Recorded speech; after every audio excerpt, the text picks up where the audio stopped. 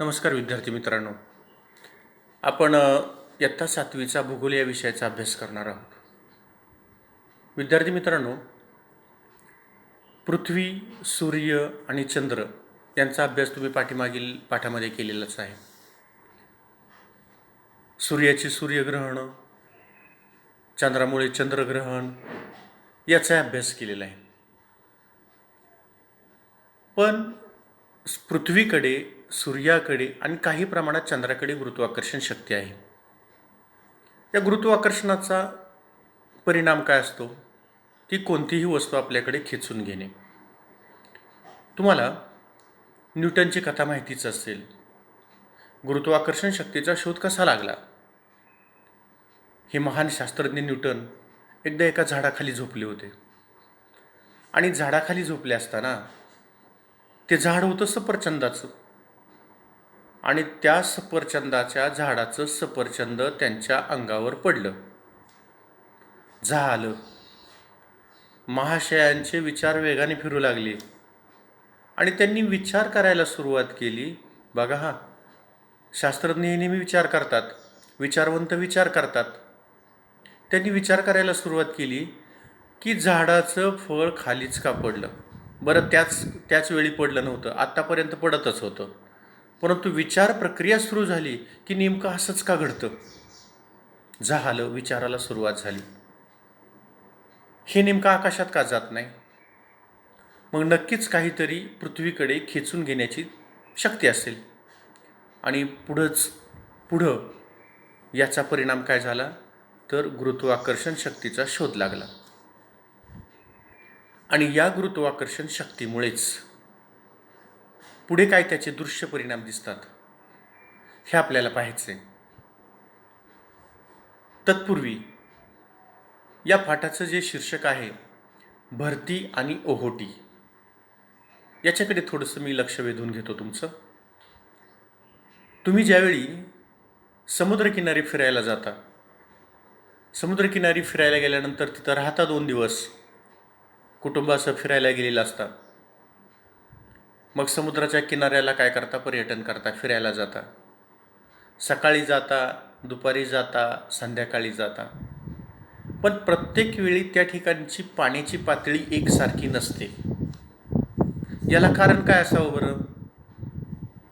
आणि याला कारणच आहे, यालाच म्हणतात भरती आणि ओहोटी. अगदी बरोबर. भरती म्हणजे काय? पाणी. साधी व्याख्या. भरती म्हणजे समुद्राचं पाणी वाढणे आणि ओहोटी म्हणजे काय? समुद्राचं पाणी कमी होणे. अगदी सोपी आणि सरळ व्याख्या. आता आपल्याला या पाठामध्ये सुद्धा भरती आणि ओहोटी कशामुळे येते हे पाहायचे. चला तर मग, तुम्ही तयार आहात ना? चला पाहूयात भरती आणि ओहोटी कशामुळे येते हे पहा.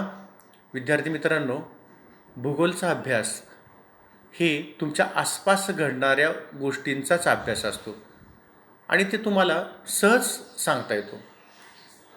या ठिकाणी पहा, या ठिकाणी पान नंबर किती? नंबर पान पहा बरं. पुस्तक उघडले का सर्वांनी? पान नंबर 9वर. पान नंबर 9वर आकृती 3.1 आणि आकृती 3.1 ब म्हणजे अ आणि ब हे 2 आकृती आहेत. तर त्याच्यामध्ये आकृती 3.1 आणि 3.1 ब याचं निरीक्षण करा. केलं निरीक्षण? बघा चित्राकडे पहा. तर तुम्हाला असं आढळून येईल त्याच्यामध्ये, तिथं प्रश्नही दिलेले आहेत, त्या प्रश्नांचंही अवलोकन करा. बघा, दिलेली दोन्ही छायाचित्रे एकाच ठिकाणची आहेत की वेगवेगळ्या ठिकाणची आहेत? सांगा उत्तर. एकाच ठिकाणचे आहेत. बरोबर. दोन्ही छायाचित्रामधील पाण्याबद्दलचे तुमचे निरीक्षण नोंदवा. त्या पाण्याबद्दलचं तुमचं निरीक्षण काय आहे? दोन्ही ठिकाणचं जे पाणी आहे, एकीकडे काय दिसतंय? अ मध्ये जास्त आहे. बरोबर. आणि ब मध्ये कमी आहे. अगदी बरोबर. मग असं का होतं? आत्ताच आपण पाहिलं. यालाच काय म्हणतात? भरती आणि ओहोटी. मग ही भरती आणि ओहोटी कशी होते? तर आता ही वरील दोन्ही छायाचित्र आहेत ही एकाच ठिकाणाहून घेतलेली आहेत. एकाच ठिकाणची छायाचित्र आहेत. मग हे असं का दिसतं तुम्हाला की एके ठिकाणी समुद्राचं पाणी जास्त आहे आणि या ठिकाणी कमी आहे? तर तुम्ही काही काळ त्या समुद्राच्या किनारी राहिल्यानंतर तुम्हाला कळतं की पाणी आतमध्ये गेले म्हणजे ओहोटी लागली आणि ते पाणी जास्त झालेले केव्हा समुद्राला, त्याला आपण भरती म्हणतो. ह्या नैसर्गिक घटना आहेत. आता या नैसर्गिक घटनेमागचं आपल्याला शास्त्र शोधायचे आणि ही जी भरती ओहोटी ही सागर जलाची म्हणजे समुद्राच्या पाण्याची दररोज आणि नियमितपणे होणारी हालचाली. सागरातील पाण्याच्या पातळीत ठराविक कालावधीने काही बदल होत असतो. म्हणजे तो काळ किती तासांचा असतो? तर तो काळ असतो साधारणतः 12 तास आणि 25 मिनटं. या भरती ओहोटीचं एक चक्र त्या काळात पूर्ण होतं. म्हणजे 12 तास आणि 25 मिनटामध्ये या भरती ओहोटीचं हे चक्र पूर्ण होतं. पृथ्वीवरील जलावरण जे आहे पृथ्वीवरचं, याच्यामध्ये सातत्याने घडणारी घटना वर पाहता काय वाटतं आपल्याला की सहज आहे, स्वाभाविक आहे आणि नैसर्गिक आहे. परंतु याचा जो काही थेट संबंध आहे तो कशाशी आहे? आपण याच्या अगोदर पाहिलं, सूर्य, चंद्र आणि पृथ्वी याच्याशी. म्हणजेच हे गुरुत्वाकर्षण बल आणि केंद्रोत्सारी बल यांच्याशी असतो. गुरुत्वाकर्षण म्हणजे खेचून घेणे आणि केंद्रोत्सारी म्हणजे केंद्राकडून ते ढकललं जाणे, केंद्राकडून ते उत्सर्जित होणे, केंद्रोत्सारी बल असतं. आता बघा, तुम्हाला एक प्रयोग करायला सांगितला त्याने. तुमच्या वहीवर काय करायचं आहे, एक खडा किंवा खडू यासारखी वस्तू ठेवायची आणि वही जोराने डावीकडून उजवीकडे हलवायची. वहीवर एक खडू ठेवायचा किंवा एखादा खडा ठेवायचा. ते काय करायचं आहे, जोराने डावीकडून उजवीकडे हलवायचं. पुन्हा पहा, कडीच्या डब्यात पाणी घ्यायचं. काय काय प्रयोग करायचे बघा, हे घरी करून बघा, तुम्हाला हे उपलब्ध होणारे साहित्य. कडीचा डबा घ्यायचा, त्याच्यात पाणी घ्यायचं. कडी हातात धरून डबा गरगर फिरवल्यास काय होतं रे? बघायचं घरी, तुम्ही प्रयोग करून पाहायचं. पुढचा प्रयोग बघा काय, मिक्सरच्या भांड्यात पाणी घेऊन मिक्सर चालू करा आणि निरीक्षण करा. पालकांचा सहभाग घ्या बरं का, नाहीतर जाल उगाच मिक्सर घ्याल आणि विजेची बटणं दाबाल. तसं काही करायचं नाही. आधी आईला किंवा वडिलांना घ्यायचं, चला म्हणायचं मला हा प्रयोग करायचा आहे. मिक्सरच्या भांड्यात पाणी घ्यायचं आहे आणि ते बघायचे चालू करून कसं फिरतंय ते. थोडंसंच पाणी घ्या, जास्त पाणी घेतलं तर ते सांडेल आणि त्या मिक्सरमध्ये त्या शॉक सर्किट होईल, असं काही करू नका. छोटासाच प्रयोग करायचा, पालकांचा सहभाग त्यात अवश्य घ्यायचा. त्याच्यानंतर पुढं बघा, तुमच्या घरात पंखा फिरतो की नाही पंखा? बघा पंखा कसा फिरतो ते, हे पहा. दिसला सर्वांना? पंखा फिरलेला दिसला? Very good. पंखा फिरतोय. तर त्याच्यामध्ये या पंख्यामध्ये पंखा फिरत असताना तुम्ही निरीक्षण करा बरं त्याचं कसं होतं. किंवा गोफण, एखाद्या शेतामध्ये गोफण फिरवत असतात, तर त्या गोफण फिरवताना त्याचंही निरीक्षण करा. मग हे निरीक्षण केलं.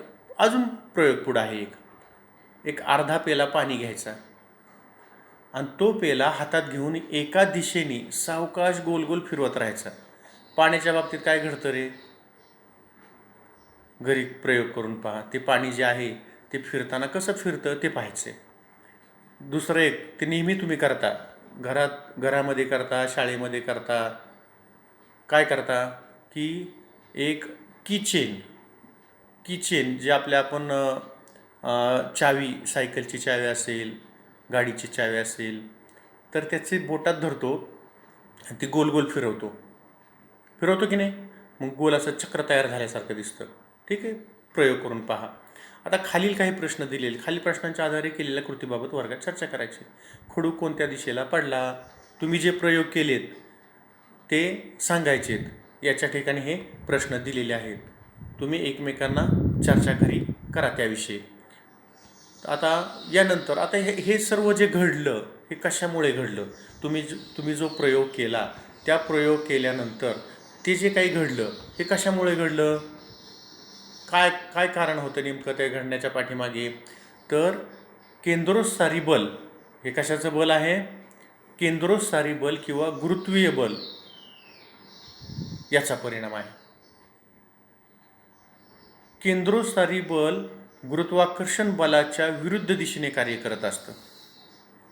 केंद्रोत्सारी बल काय करतं तर बाहेर ढकलण्याचा प्रयत्न करतं आणि गुरुत्वाकर्षण बल काय करतं खेचून घेण्याचा प्रयत्न करतं. म्हणजे दोन्ही परस्पर विरोधी आहेत. म्हणजे केंद्रोत्सारी केंद्रातून बाहेर जाणारा, आणि याचा अनुभव तुम्ही स्वतःसुद्धा घेतला असेल. जत्रेमध्ये जर तुम्ही चक्राकार पाळणा जो असतो की नाही, त्या पाळण्यात बसला तुम्ही तर काय होतं तर या फिरणाऱ्या चक्राच्या बाहेरच्या दिशेने तुमचा पाळणा झुकलेला असतो. हा देखील या केंद्रोत्सारी बलाचा परिणाम आहे. जो पाळणा आहे गोल गोल फिरणारा, जो गोल गोल पाळणा फिरतो तो काय होतो बाहेरच्या बाजूने झुकलेला असतो. हा कशाचा परिणाम आहे तर केंद्रोत्सारी बलाचा परिणाम आहे. आता बघा, केंद्रोत्सारी बल आणि गुरुत्वीय बल कशाला म्हणायचं. परिवलनामुळे काय होतं, परिवलन जे आपण पृथ्वीचं परिवलन होत असतं, म्हणजे पृथ्वी स्वतःभोवती फिरत असते. या परिवलनामुळे पृथ्वीला एक प्रकारचे बल किंवा प्रेरणा मिळते. पृथ्वी स्वतःभोवती फिरते त्याला म्हणायचं परिवलन. आणि ही प्रेरणा पृथ्वीच्या केंद्रापासून विरुद्ध दिशेत कार्य करते. ही जी प्रेरणा आहे ती पृथ्वीचं जे केंद्र आहे त्या केंद्रबिंदूपासून विरुद्ध दिशेला कार्य करते, आणि आपण तिलाच काय म्हणतो मग केंद्रोत्सारी प्रेरणा असे म्हणतो. पृथ्वीवरील कोणतीही वस्तू अशा प्रेरणेमुळे पृथ्वीभोवती असलेल्या अवकाशात फेकली जाऊ शकते, परंतु त्याच वेळी म्हणजे पृथ्वीवरची कोणतीही वस्तू फेकली जाते कशामुळे तर त्या केंद्रोत्सारी प्रेरणेमुळे. तुम्ही भोवरा पाहिला आहे का. ज्यावेळी भोवरा फिरतो त्याचं जे केंद्र आहे ते काय केंद्र, त्याला केंद्राला काय म्हणतो आपण आस म्हणतो, किंवा ते लोखंडाची खाली खेळा असतो ना त्याचा मध्यबिंदू जो असतो त्याला आस म्हणतो. मग त्या आसाभोवती तो भोवरा फिरतो. मग तो भोवरा फिरल्यानंतर त्याच्यामध्ये काय होतं तर केंद्रोत्सारी प्रेरणा निर्माण होते, आणि या केंद्रोत्सारी प्रेरणेमुळेच या पृथ्वीवरची कोणतीही वस्तू बाहेर फेकली जाते. परंतु त्याचवेळी पृथ्वीची गुरुत्वाकर्षणाची जी प्रेरणा असते ती पृथ्वीच्या केंद्राच्या दिशेत कार्य करत असते. हे बल केंद्रोत्सारी प्रेरणेच्या अनेक पटींनी जास्त असते. म्हणजे फेकण्याच्या बलापेक्षा ओढून घेण्याचं बल जास्त असतं. म्हणजेच काय, गुरुत्वाकर्षणाची शक्ती जास्त असते. म्हणजे ती केंद्रोत्सारी म्हणजे बाहेर फेकणे याच्यापेक्षा आत ओढून घेणे ही जी काही प्रेरणा आहे, ही जी शक्ती असते गुरुत्वाकर्षणाची, ही अनेक पटींनी जास्त असते. यामुळंच काय परिणाम होतो तर भूतलावरील म्हणजे या पृथ्वीवरील कोणतीही वस्तू आहे त्या जागीच राहते. आता जर बाहेर फेकले गेलो असतो या केंद्रोत्सारी प्रेरणेमुळे, परिवलनामुळे ही जी केंद्रोत्सारी प्रेरणा निर्माण होते, तर आपण माणसं असं जागेवर बसलोच नसतो, थांबलोच नसतो, असे बाहेर फेकलं गेलो असतो आकाशात, पृथ्वीवर उभाच राहिलो नसतो. मी खुर्चीवर आत्ता बसलोच नसतो, तुमच्याशी बोलू शकलोच नसतो, तुम्ही शांत एका ठिकाणी बसून माझे हे लेक्चर ऐकू शकला नसता. का तर गुरुत्वाकर्षण शक्ती, याला कारण काय आहे गुरुत्वाकर्षण शक्ती आहे. केंद्रोत्सारी शक्ती, केंद्रोत्सारी प्रेरणा आहे, पण त्याच्याही पेक्षा जास्त जे बल आहे ते कोणतं गुरुत्वाकर्षण शक्ती. त्यामुळं पृथ्वीवरील किंवा भूतलावरील कोणतीही वस्तू आहे त्या जागीच राहते. बघा या ठिकाणी आकृती 3.5 दाखवलेली आहे. केंद्रोत्सारी बल आणि गुरुत्वीय बल. बघा गुरुत्वीय बल या ठिकाणी उत्तर ध्रुव, दक्षिण ध्रुव, यानंतर हे आडवे जे आहे हे बाहेर फेकलं जाते, पण गुरुत्वीय बलामुळे काय होतं ते पुन्हा आत ओढलं जातं, आणि याच्यामध्ये गुरुत्वाकर्षणाची शक्ती काय असते जास्त असते. लक्षात, गुरुत्वाकर्षण शक्ती जास्त असते.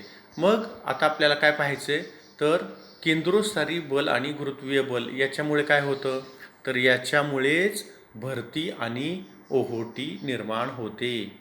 कशी भरती आणि ओहोटी निर्माण होते बघा. सागर जल जे आहे त्या येणाऱ्या भरती ओहोटीला पुढील घटक कारणीभूत असतात. ते कोणते घटक कारणीभूत, चंद्र सूर्य यांचे गुरुत्वाकर्षण बल असतं, तसेच पृथ्वीचं गुरुत्वाकर्षण बल. मी अगोदर सांगितलं तुम्हाला चंद्र सूर्य यांचं जे गुरुत्वाकर्षण बल असतं तसंच पृथ्वीचंही गुरुत्वाकर्षण बल असतं. बघूयात आता मग हे गुरुत्वाकर्षण बल कसं कार्य करतं. आता पृथ्वीचं काय होतं, पृथ्वी सूर्याभोवती फिरते. तुम्ही पाहिले की पृथ्वी कोणाभोवती फिरते, सूर्याभोवती फिरते. आणि चंद्राचे अप्रत्यक्षपणे सूर्याभोवती फिरणे. चंद्रसुद्धा काय होतो, सूर्याभोवती फिरत असतो अप्रत्यक्षपणे. म्हणजे पृथ्वी ही सूर्याभोवती फिरते आणि या पृथ्वीभोवती हा चंद्र फिरत असतो. पण चंद्रही अप्रत्यक्षपणे कोणाभोवती फिरत असतो, सूर्याभोवती फिरत असतो. मग या परिवलनामुळे पृथ्वीवर निर्माण होणारी केंद्रोत्सारी प्रेरणा, हे परिवलन घडत असतं पृथ्वीवर आणि त्यामुळे ती पृथ्वीवर केंद्रोत्सारी प्रेरणा निर्माण होते. बघा या ठिकाणी आकृती दिलेली आहे. चंद्राचं गुरुत्वाकर्षण बल, त्याच्यानंतर पृथ्वीवर भरती कशी येते, तर चंद्राचं गुरुत्वाकर्षण बलामुळे काय होते, तर या ठिकाणी भरती येते आणि इकडं उत्तर ध्रुव, इकडं भरती येते. म्हणजे ज्या ठिकाणी चंद्र आहे त्या बाजूला भरती म्हणजे गुरुत्वाकर्षण शक्ती, या चंद्राच्या गुरुत्वाकर्षण बलामुळे भरती येते. तसेच त्याच्या विरुद्ध बाजूला कोणतं बल आहे, या ठिकाणी बाण दाखवलेलं आहे, केंद्रोत्सारी बल. आणि याचा जे पृथ्वीचं परिवलनामुळे जे केंद्रोत्सारी बल आहे, यामुळे या ठिकाणी काय होते, त्याच्या विरुद्ध बाजूला भरती येते. ही झाली भरती प्रक्रिया. आणि इकडं भरती आली तर त्याच्या विरुद्ध बाजूला केंद्रोत्सारी बल, या केंद्रोत्सारी बलामुळे काय झालेली, भरती आलेली.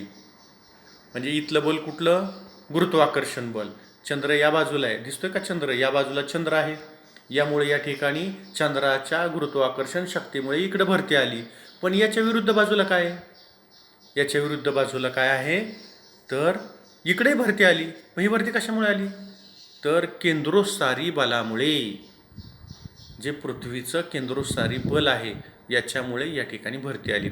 मग आता या पृथ्वीचा जो पाण्याचा साठा आहे, त्या पृथ्वीच्या पाण्याच्या साठ्यापैकी पाण्याचा साठा सर्व एकच आहे, परंतु तो दोन्हीकडे इकडं विभागला गेला जास्त. त्यामुळे इथं ज्या ठिकाणी ओहोटी लागली त्या ओहोटीच्या पाण्याची पातळी इथं कमी झाली. म्हणजे इकडचंच पाणी तिकडं भरतीच्या रूपाने गेलं. त्यानंतर इथंही ओहोटीच्या रूपाने पाणी गेलं. म्हणजेच याला काय म्हणतो आपण, याला काय म्हणतो, भरती आणि ओहोटी. आता ही भरती ओहोटी कशी होते, काय नेमकी होते या भरती ओहोटीची निर्मितीची. सूर्यापेक्षा काय होतं, चंद्र पृथ्वीच्या अधिक जवळ आहे. बरोबर आहे, माहिती सर्वांना की सूर्य हा आपल्या पृथ्वीपासून लांब आहे, पण चंद्र पृथ्वीच्या जवळ आहे.